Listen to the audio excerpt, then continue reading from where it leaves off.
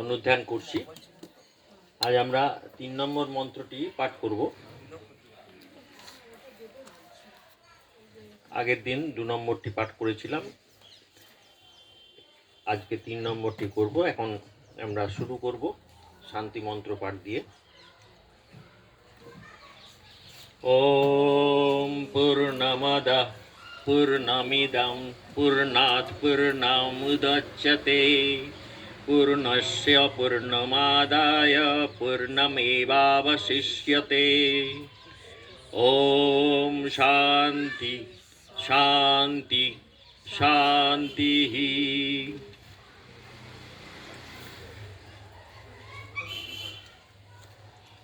ঈশোপনিষদ শুরু হচ্ছে জ্ঞানের কথা দিয়ে।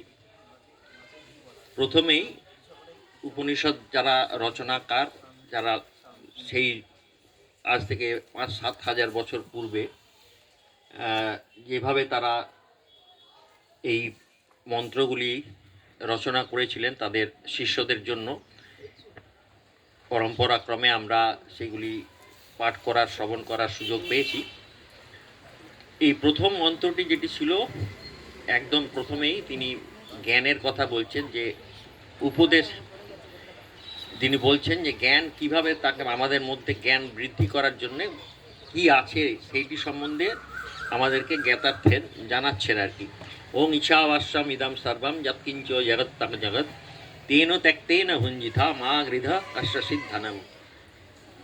বলে দিয়েছেন পুরো যে এই ব্রহ্মাণ্ড সম্পূর্ণ ঈশ্বর দ্বারা আচ্ছাদিত, এবং তুমি তার পরের লাইনে আবার উপদেশ দিচ্ছেন, তুমি এই যে এই সমস্ত কিছু, যা কিছু সম্পদ, যা কিছু এই জগতে তুমি দেখতে পাচ্ছ, যা কিছু দেখতে পাচ্ছ, সমস্ত কিছু তুমি ত্যাগের দ্বারা ভোগ করো, এবং কোনোভাবে ধন লোভ করো না, কোনো লোভ করো না, লালসা রেখো না, কারণ এই ধন কারো নয়, এই ধন ঈশ্বরেরই, তোমার নিজস্ব কিছু নয়। এইভাবেই তিনি বলেছেন যে এখানে সম্পূর্ণ জ্ঞানের কথা, মানে জ্ঞানের কথা এই মন্ত্রটিতে যেটি বলা হয়েছে, যে যারা ত্যাগপূর্বক সাধক, যারা সমস্ত কিছু ত্যাগ করতে পারেন, মানে সন্ন্যাসীদের কথাই মূলত এখানে বলা হয়েছে।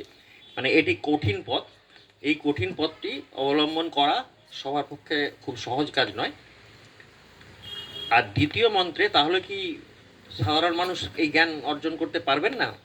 উপনিষদ কিন্তু কোনোভাবেই কাউকে নেগেটিভ দিকের দিকে ইঙ্গিত করছেন না, সবসময় বলছেন যে না, নিশ্চয়ই পারবে, অবশ্যই আছে তোমার জন্য, তুমি কি করবে সেটি 2 নম্বর মন্ত্রেতে বলে দিয়েছে।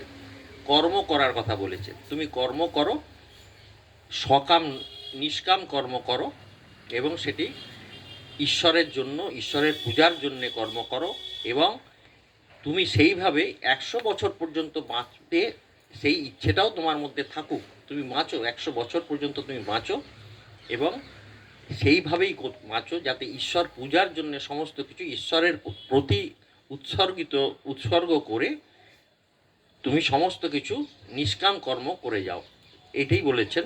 তাহলে কি হবে? তাহলে তোমাকে কর্মবন্ধন, তোমাকে লিপ্যতে না কর্মা লিপ্যতে না রে, তোমাকে কর্মবন্ধনে আবদ্ধ করতে পারবে না। তুমি সেই কর্ম করবে, যেটি আগের দিনে আমরা, এটি ঠাকুরের খুব ভালো উদাহরণ, সেই উদাহরণটি দিয়েছিলাম, যে নারকেলের শাঁস যেমন ভেতরে থাকে অথচ তার সাথে কোনো সম্পর্ক থাকে না, সেই রকমই জ্ঞান অর্জিত হলে, আত্মজ্ঞান যখন লাভ হয়, আমরা গীতাতেও পড়ছি সেই একই কথা, আত্মজ্ঞান কিভাবে লাভ হয়, কিভাবে হতে পারে আত্মজ্ঞান। সেই আত্মজ্ঞান লাভ হয়ে গেলে তখন আর অন্য কোনো চিন্তা মাথায় আসে না, আসক্তির কথা মাথায় আসে না, আকাঙ্ক্ষার কথা মাথায় থাকে না, তখন আর মানুষ কর্মবন্ধনে নিজেকে জড়াতে পারে না। সেই কথাটাই 2 নম্বর মন্ত্রটিতেই বলা ছিল। তাহলে প্রথম মন্ত্রটিতে জ্ঞানের কথা বলা হলো, দ্বিতীয় মন্ত্রটিতে কর্মের কথা বলা হলো। এরপর আমরা আজকে তৃতীয় মন্ত্র পড়ব। তৃতীয় মন্ত্রে কি বলছেন? তৃতীয় মন্ত্র বলছেন, এখানে 2 নম্বর মন্ত্রে আরও একটি পরিষ্কার বলে দিয়েছেন, না অন্যথে অস্তি, এ ছাড়া অন্য কোনো পথ নেই, হয় জ্ঞান অথবা কর্ম, যে কোনো একটি তোমাকে বেছে নিতে হবে। এছাড়া অন্য কোনো উপায় বা অন্য কোনো পথ নেই। তাহলে দুটির মধ্যে যারা কোনোটি বাছছেন না, কোনো পথকেই বাছছেন না, তারা কি করবে, তাদের কি হবে? 3 নম্বর মন্ত্রটিতে সেইটি পরিষ্কার করে দিয়েছেন। বলছেন এরূপে কর্মফল রূপ জন্মবন্ধন হতে মুক্ত হওয়ার নিশ্চিত পথ নির্দেশ করেছেন দুটি মন্ত্রে। এখন তার বিপরীত পথে গমনকারী মনুষ্যগণের গতি বর্ণনা করছেন।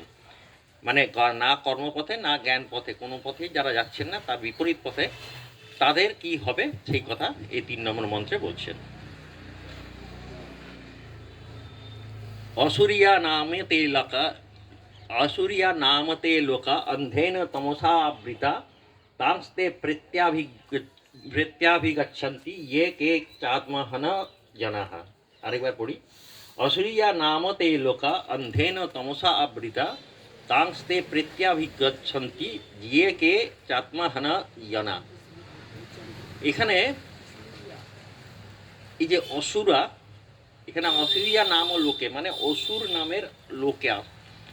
এখানে এই অসুর মানানটি দুরকম হয়, একটা অসুর আর একটা অসুর দীর্ঘ। অসুর মানে একটা হর্ষৌকার একটা দীর্ঘকার, দুটো মানে দুটো বানান হয়। বিভিন্ন মানে ভাষ্যকাররা দুটি বানানের কথাই বলেছেন, কিন্তু দুটি বানানের মূল অর্থটা কিন্তু একই। যেমন অসুর মানে অসুর লোক, যেটা আসুরিক সম্পন্ন, যে সমস্ত আসুরি স্বভাব সম্পন্ন যে মানুষগুলি, অধম ব্যক্তি যারা, তারা যে লোকে থাকেন সেটিকে অসুর লোক বলা হচ্ছে। আরেকটি হচ্ছে অসুর, সেটি হচ্ছে কি, যেখানে সূর্যের আলো প্রবেশ করে না, অসূর্য লোক, সূর্যের আলো যেখানে প্রবেশ করে না সেটাই বলছেন। সেটা হচ্ছে অন্ধকারাচ্ছন্ন একটি লোক। লোক মানে স্থান, লোক মানে মানুষও হয়, আমরা বলি লোক, লোক মানে দীপ্তিমান, দীপ্তি হয়। তো সেইখানে বলছেন অসূর্য নামতে লোকা অন্ধেন তমসা আবৃতা। সেই অসূর্য নামের যে লোকটি আছে, যে স্থানটি আছে, সেটি কি কীরকম? অন্ধের দ্বারা মানে অন্ধের মতো তমসাবৃতা। তাংস্তে প্রত্যাভিগচ্ছন্তি ইয়ে কে চাত্মহনা জানাহা। বলছেন যে অসুর, এখানে এখানে কিছু বইয়ে অসুরের কথা বলা হয়েছে, এটা এখানে অসুরের লোকের কথাই বলা হয়েছে। নামে যে প্রসিদ্ধ লোকটি আছে, নানা প্রকার জনিসমূহ এবং নরকসমূহ লোকসমূহ আছে, যেগুলো নিম্ন জনির শ্লোক।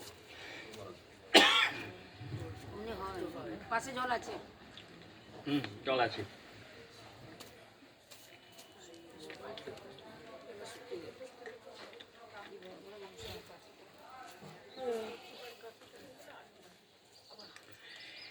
তে মানে সেই সকল অন্ধেন তমসা, অজ্ঞান ও দুঃখ ক্লেশ রূপ ঘোর অন্ধকারে আবৃতা, তমসা আবৃতা। এখানে দুটো লুপ্ত অকার আছে, দেখবেন দুটো হকার, দুটোকে মিলিয়ে হয়েছে এটা। সেইরকমভাবে আবৃতা মানে আচ্ছাদিত আছে। তারপরে বলছেন ইয়ে কে চ, যে কোনো আত্মহনন বা আত্মাকে হত্যাকারী। এই আত্মহনন কথাটিরও একটু ব্যাখ্যা প্রয়োজন। আত্মহনন মানে কিছু কিছু জায়গায় আছেন আত্মঘাতী যারা হন, মানে আত্মহত্যা যারা করেন। আসলে কিন্তু ব্যাপারটা সেরকম নয়।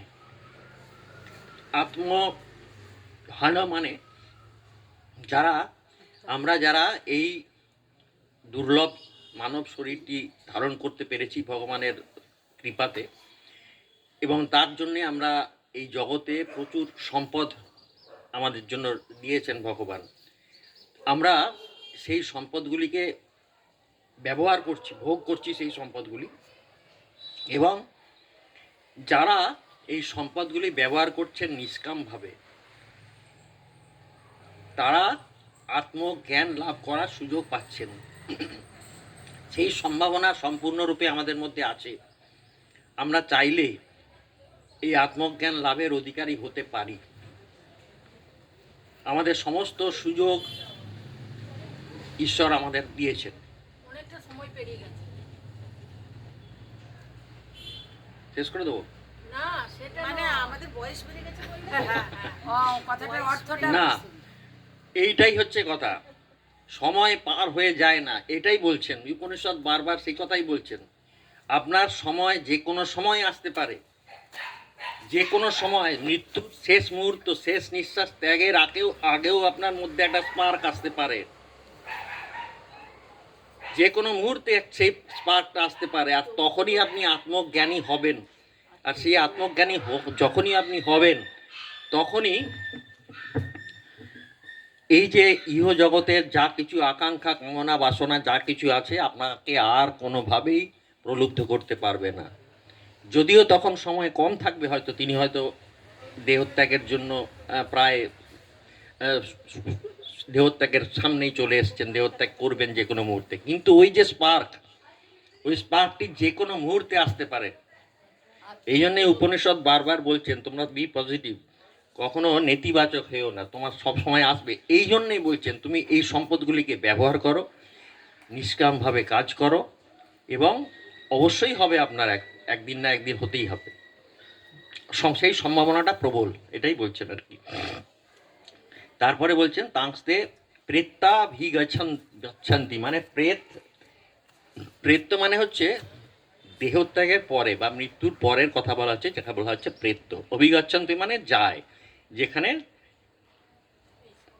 যে মেয়েতে প্রাপ্ত হয়। অভিগচ্ছন্তি মানে যেটা পৌঁছায়, যেখানে প্রাপ্ত হয় বারবার। সেটা কি প্রাপ্ত হয়? শরীর দেহ, মানব দেহ বারবার প্রাপ্ত হয়। কিভাবে হয়?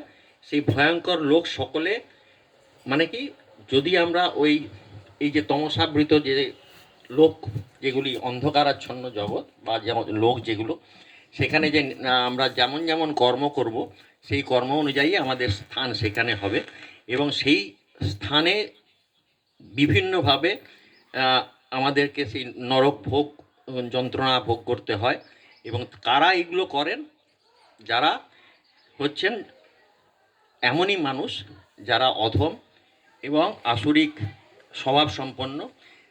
তিনি সমাজে যত প্রতিষ্ঠিত মানুষই হন না কেন, যত নামই তার থাক, যত যশই তার থাক, যত বৈভবই তার থাক, কেউ কিন্তু এই জায়গা থেকে পার পাবেন না। এবং তিনি হয়তো তার আসরিক ক্ষমতাটি এভাবেই আছে হয়তো, কিন্তু সেই জগৎ, সেই লোকটি তিনি প্রাপ্ত হবেনি। সেই অন্ধকারাচ্ছন্ন জগৎ, যেটি তমসাবৃত সূর্যালো, সেইটি তিনি প্রাপ্ত হবেনি যদি তিনি এইভাবেই কর্ম করেন, নিষ্কামভাবে না করেন, সকামভাবে আশা আকাঙ্ক্ষাযুক্ত খালি ভোগ লালসায় লিপ্ত থাকেন। তাহলে তার জন্য এই সমস্ত লোকই তার প্রাপ্ত হবেন, বারবার আসতে হবে তাকে ফিরে ফিরে। এখানে ব্যাখ্যাটা বলছি।